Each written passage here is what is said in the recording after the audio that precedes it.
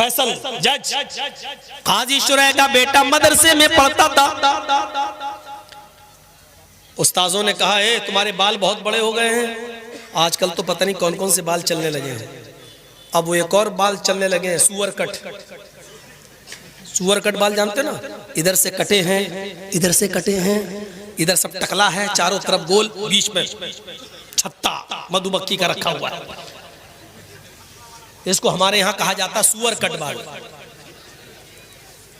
कौन कौन से बाल चलने लगे, अल्लाह रहम करे। और जाने पता नहीं कौन से हिजड़े ने निकाला होगा ये बाल, उनके नक्शे कदम पे हम चल रहे हैं।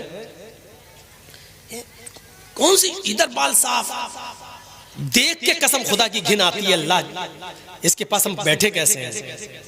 इधर से टकला बना, इधर से टकला, चारों तरफ से गंजा दिख रहा, ऊपर छत्ता रखा हुआ है, लगता है जैसे टुल्लू पंप चल रहा। अजीब हालत बना ली लोगों ने अपनी। काजी शुरैह के बेटे के बाल बड़े हो गए तो मदरसे के उस्ताजों ने कहा कि तुम्हारे बाल बहुत बड़े हो गए, फुर्सत मिले कभी तो बाल कटवा लेना हज्जाम से। ये भैया तुम बहुत उठ रहे हो यार, डिस्टर्ब करोगे।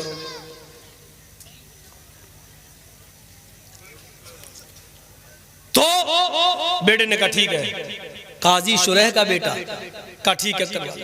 एक दिन उसको फुर्सत मिली तो निकल गया। उसने सोचा बाल कटवा के जल्दी आ जाता हूं, लेकिन हज्जाम ने उसको दुकान पे बिठा लिया, बेटे बैठ जाओ, एक आदमी के बाल काटने के बाद तुम्हारे बाल, तुम्हारा नंबर आ जाएगा। इत्तेफाक देखिए, जैसे वो आदमी उठा इनका नंबर आया, काजी शुरैह के बेटे का नंबर आया, वैसी अजान होने लगी मस्जिद। लेकिन उसने बाल काटना शुरू कर दिए थे। अच्छा उस जमाने में घड़ियां भी नहीं थी कि देख ले चाचा चल नमाज के बाद आऊंगा, अंदाजा ही नहीं हो पाया। बाल कटना शुरू, इधर अजान शुरू। जब तक बाल कटे तब तक जमात खत्म। काजी शुरैह का बेटा बाल बनवाने के बाद, हजामत करवाने के बाद जब मदरसे आता है, क्या देखता है कि जमात खत्म हो चुकी है। उसने वुजू बनाया और मस्जिद के अंदर अकेले नमाज पढ़ लिया। नमाज पढ़ा अकेले, सूरज भी गुरूब नहीं हुआ था, थोड़ी सी देर हुई थी बस, अकेले नमाज पढ़ लिया, लेकिन जमात छूट गई।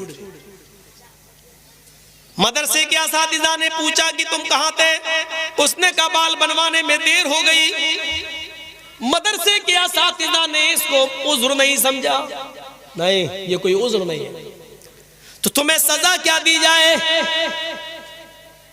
सजा के लिए तुम्हारे बाप को ही लेटर लिखता हूं, शहर के काजी है, सबसे बड़े जज है, देखे तुम्हारे बाप तुम्हारे बारे में क्या फैसला सुनाते हैं।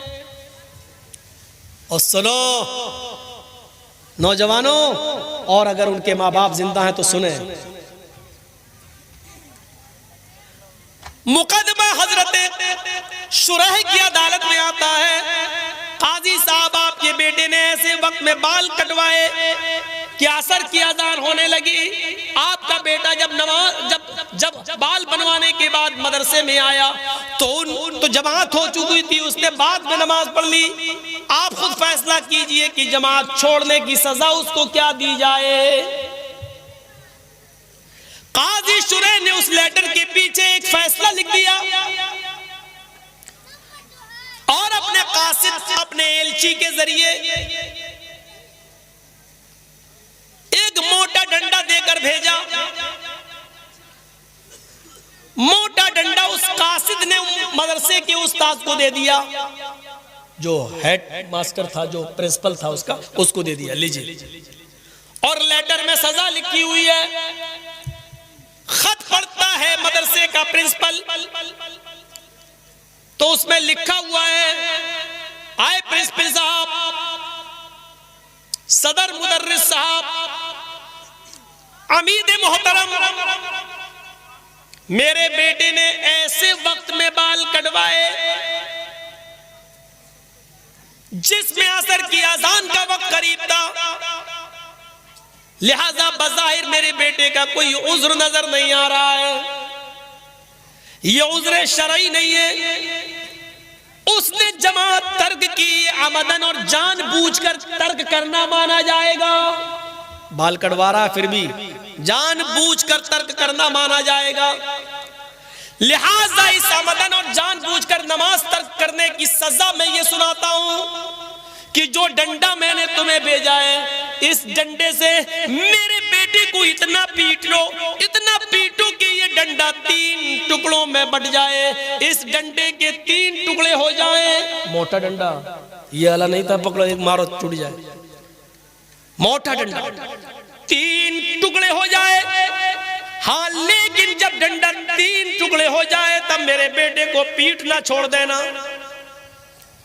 उसके बाद मेरे बेटे की सजा ये होगी कि उसको 3 दिन तक कैद खाने में डाल देना, किसी बंद कमरे में बंद कर देना, उसको खाना बंद कर देना, उसका पानी बंद कर देना और रोजाना तौबा कराना। अगर वो तुम सब के सामने इकरार कर ले कि आज के बाद मैं जमात को कभी कसदन जानबूझकर नहीं छोड़ूंगा, मैं अल्लाह से तौबा करता हूं कि मुझसे गलती हो गई, वो मेरे गुनाह को माफ कर दे, अगर वो इस बात का इकरार कर ले तो 3 दिन के बाद मेरे बेटे को छोड़ देना और उसके बाद मदरसे में उसको पढ़ाना और लिखाना शुरू कर देना। लेकिन अगर 3 दिन भी भूखा प्यासा रहने के बाद भी वो तौबा ना करे और इस बात का इकरार ना करे तो उसको उस कमरे में उस वक्त तक बंद रखना जब तक कि वो भूख और प्यास की शिद्दत से मर न जाए।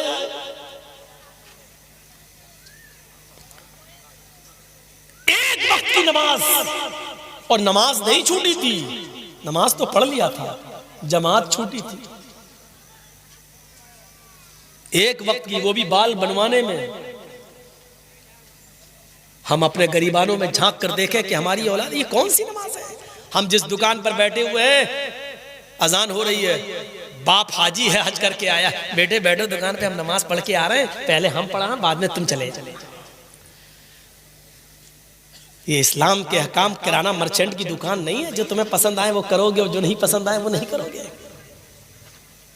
हाजी साहब जमात के साथ नमाज पढ़ रहे हैं और हाजी साहब का बेटा जमात छूटने के बाद मस्जिद में बाद में जाता और नमाज पढ़ता है।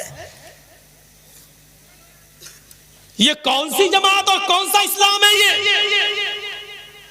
हैया हो गए महमूद अयास, न कोई बंदा रहा न कोई बंदा नवाज। ये निदा हैया अलस्सला की आवाज सबके लिए, अजान की आवाज आती है, हैया अलल फलाह, आओ कामयाबी के लिए। कामयाबी ये बाप के लिए भी है, बेटे के लिए भी है, हाजी साहब के लिए भी है, उसके बेटे के लिए भी है। आओ इसी वक्त में अपनी दुकान बंद करो। अजान की आवाज सुनने के बाद अगर तुमने दुकान बंद नहीं की और मस्जिद के अंदर नहीं आए तो जब तक जमात हो रही है, अजान हो जाने के बाद से, हैया अलस सलाह सुनने के बाद से, जमात होने तक जितनी तुम बिक्री कर रहे हो, जितना माल तुम बेच रहे हो, इसमें जो कमाई आ रही है वो हराम है। और इस हराम कमाई को अगर तुमने माल हलाल में मिला दिया तो वो माल हलाल भी हराम हो जाएगा। एक बाल्टी पानी में पेशाब का एक कतरा डाल दो तो पूरी बाल्टी पानी नापाक, एक लोटे पानी में पेशाब की एक बूंद डाल दो तो पूरा लोटा पानी बेकार, एक गिलास पानी में, फिल्टर पानी में, पानी की 1 लीटर की मिनरल वाटर के बोतल के अंदर पेशाब की एक बूंद डाल दो तो पूरा फिल्टर और मिनरल वाटर बेकार। उसी तरीके से इतनी देर जो अजान से लेकर जमात तक जो तुमने कमाया है और मस्जिद में नहीं गए, ये हराम कमाई है। और इस कमाई को अगर तुमने हलाल कमाई के अंदर मिला दिया तो तुम्हारी हलाल कमाई भी हराम, वो भी बेकार। आइंदा नहीं बुलाएंगे इस मौलवी को, ये तो सबकी खटिया खड़ी हो रही है।